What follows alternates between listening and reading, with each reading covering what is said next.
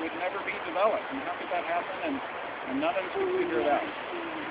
And we just kind of let it go. Until a few months ago, when 2 years ago, we made an effort to buy that land, and that didn't come together. And I don't want to dwell on that too much, because the real climax of our story has to do with a gentleman by the name of Tim Meidinger, who a few months ago said he couldn't stand it any longer. He needed to know how that land could be developed, and we all thought it was protected. And so he went to a title company and said, I want to hire a title search done on this piece of property. And in just a few hours, they found what probably any of us could have found if we'd have known what to look for. And that's that there was a scenic easement on a portion of that property that had been amended back in 2006, 6 years ago, just before we went through all of this hubbub with this property down here.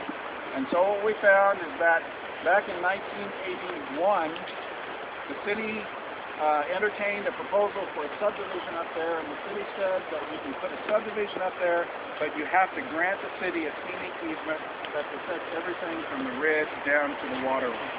And the developer, a man by the name of Harold Lacey, granted that easement, and he told us that that pretty well killed his plans for the subdivision. Eric and I, after we found out about this, called Mr. Lacey, tracked him down, and at first he had trouble remembering. Isn't that right? Yes, he did. Yeah, things started coming back to him slowly. And he thought it was a county planner who'd been up there with him, but we know it must have been the city planner. And the city traded him a piece of property for that scenic easement. We don't know exactly where the property was, but he said later a house was built on it. And he lost the property himself. Then another local family owned the property for a number of years with the scenic easement in place, and they never did anything with it. And then, not sure when, 7 or 8 years ago, another party enters the picture, acquires the property, wants to subdivide it. They hire a local engineering and surveying firm who came up with a plan. But the only way that we think the only way they can make that work is to build houses up on the top of the ridge and down into the canyon.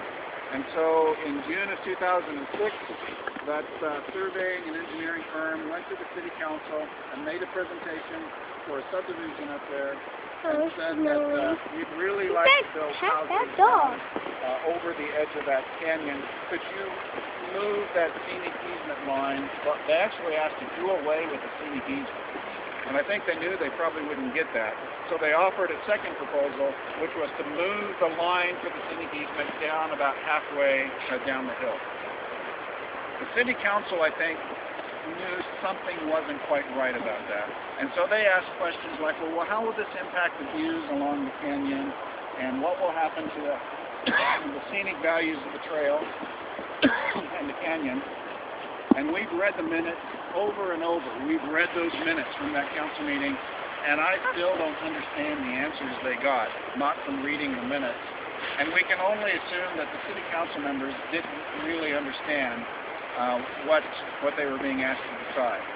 And Bud Hart, who's still on the council, was on the council then, he said none of the council members came out to actually look on the land to see what the impact would be. And we're also disappointed that none of us knew that that business was being discussed in the city council. And we've registered the comment that we feel like the public trust was violated when that decision was made. And we got a kind of a terse reply back from the city that that was done in an open public meeting and there was no one there to comment on it. And so we tried to assure them that there was no one there to comment on it because nobody knew that it was being discussed. So fortunately, this time around, people know, and it is being discussed with the benefit of public input, and hopefully we'll be able to help the city council make a better decision this time around.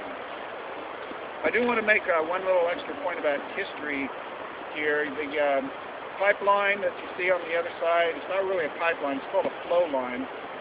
That was also built in 1924, and we have a picture of that flow line when it was brand new. The flow line is 12 feet in diameter. It doesn't look that big from over here, so when you go over there, you can actually see it's a very big pipeline. When they were constructing it, they backed a car into a section of the pipeline so that people could be impressed at how big the pipeline was. The original wooden pipeline was partially replaced, I think, in the 1950s because it was already starting to deteriorate. Even now you can see how the wooden pipeline is barely hanging in there. Often in the winter months we like to do a museum tour over on that side because when it's really, really bitterly cold, you get these huge ice formations that are difficult to look at. But the conditions have to be right for those to form, and it has to be on a nice clear sunny day on the weekend.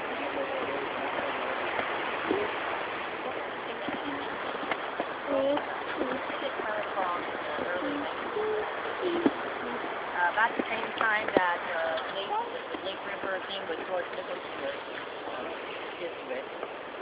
developed in a huge like 300-page plan for City of Klamath Falls. The comprehensive plan. Right, and the comprehensive plan from that in the 1980s is still online. It is still our comprehensive plan. It has not, there might be a few little changes, but nothing significantly has changed. And in 1982, when they approved that, certain sections of that designated critical scenic areas that were to be maintained in the city, and there's three. One north is Klamath Lake, the other is Lake Uwana, and the third is the Lake River Canyon. And they very clearly spell out that its scenic importance and its historical setting and so on should always be protected. So the plan never changed, but in 2006 I think people lost sight of that. And in the stroke of a pen, it was over. Undone. Might also add that on page 2 it clearly states how that comprehensive plan is to be amended, if it is, and it calls for public hearings to be held. So, of course, those should have been held. There should have been notice given that change was going to be made to the protection of the canyon, and those things didn't happen. More people would have been there at that meeting, and we probably wouldn't have this problem with the scenic easement having been reduced.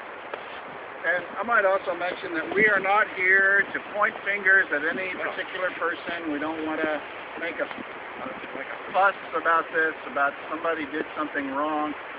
For my own part, I just view it as this fell between the cracks. People had forgotten. People were not aware of what the history was, not aware of what the plan said sitting on the shelf. And so it's just an unfortunate and I think for the most part, for most of us, it would have been an unintended result from that city council action in 2006. We weren't involved, we weren't consulted.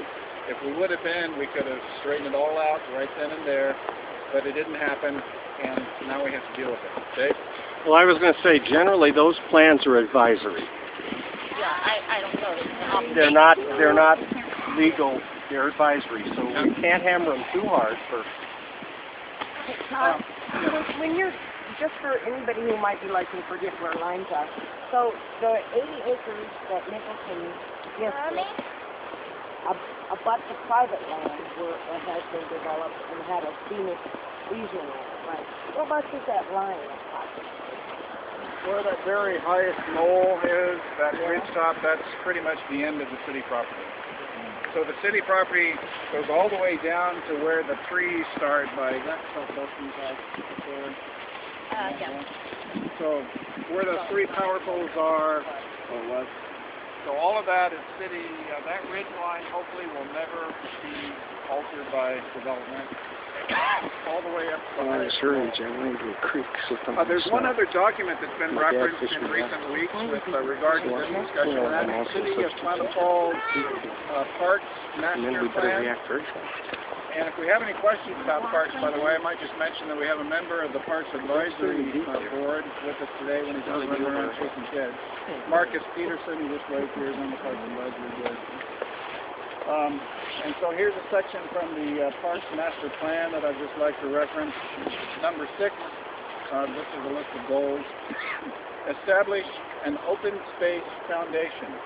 Because of the interest in open space and the possibility of acquiring large parcels of this type of land, it is recommended that the city establish a foundation or form a partnership with an existing group to manage these open space areas. its responsibilities would include the acquisition, operation, and maintenance of open space land. So it's encouraging to know that this is a goal that's clearly stated in the City Parks Master Plan, and that's to acquire, obtain, and manage open spaces. So we hope to help them do that. All right, so we'll just make one more stop, and that's right